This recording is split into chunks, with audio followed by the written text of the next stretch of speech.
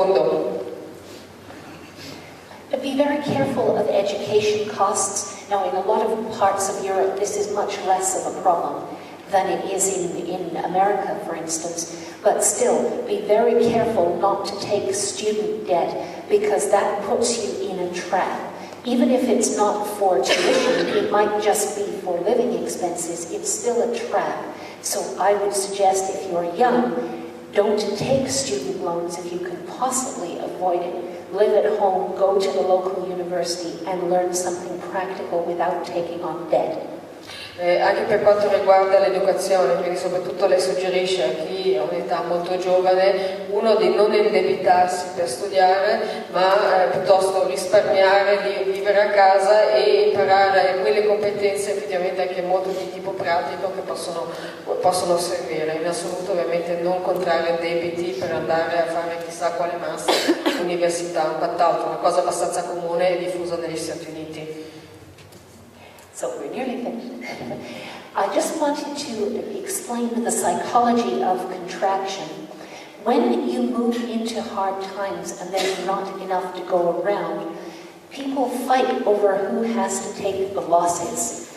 Everyone tries to push the losses onto someone else. So, for instance, Germany at the moment is trying to push losses into Greece.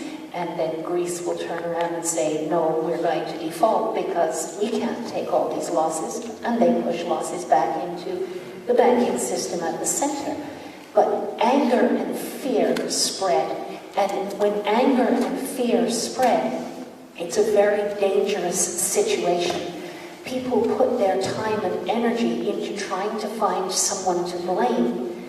But if there's not much time and energy to go around, what we have is much better spent focusing on the important things that we can do, the constructive things, rather than trying to play a blame game. So I think we need to understand that people react differently in hard times, and we need to not be part of the problem, but to be part of the solution by keeping our focus on things that are constructive.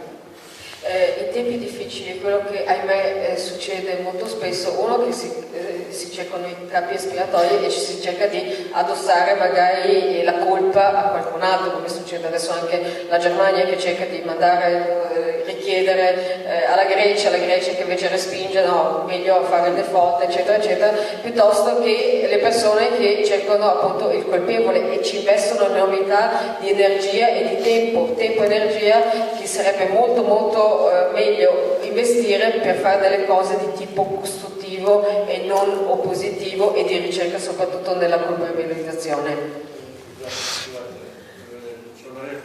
Sì. Resistiamo 5 minuti, poi balliamo. Lo so. Ci dispiace. Sì. Cercano di farci vivere il picco del petrolio con un anticipo. Resistiamo, poi ci scaldiamo in altro modo. So in conclusion, we're moving into a period of great change.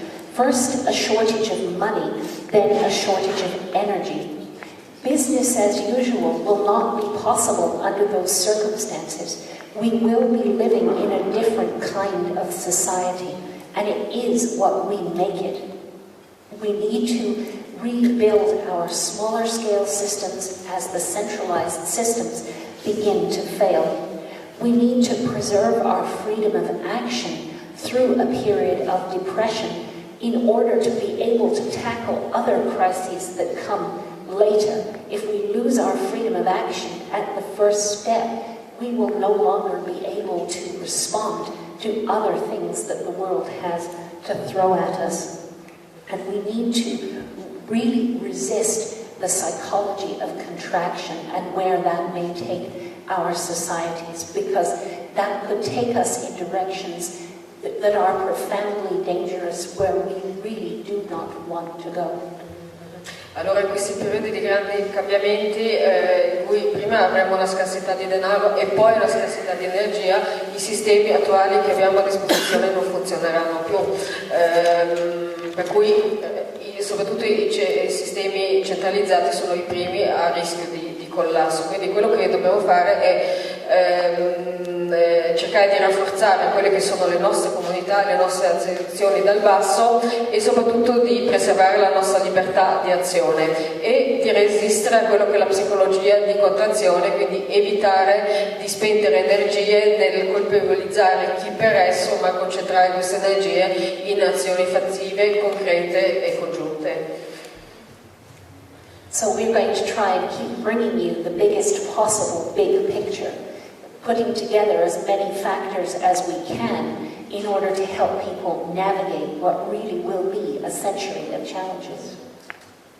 I didn't listen to you.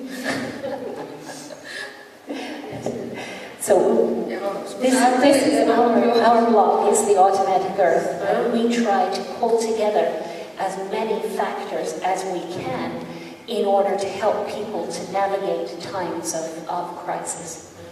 Quello che loro fanno tramite il lavoro che stanno facendo, soprattutto tramite il blog di Automatic Earth e anche tramite le conferenze che Nicole sta portando in giro per tutto il mondo, è proprio aiutare le persone di fare senso di questo periodo e di dare gli strumenti essenziali in modo che le persone possano trovare quello che realmente possono fare in condizioni come queste.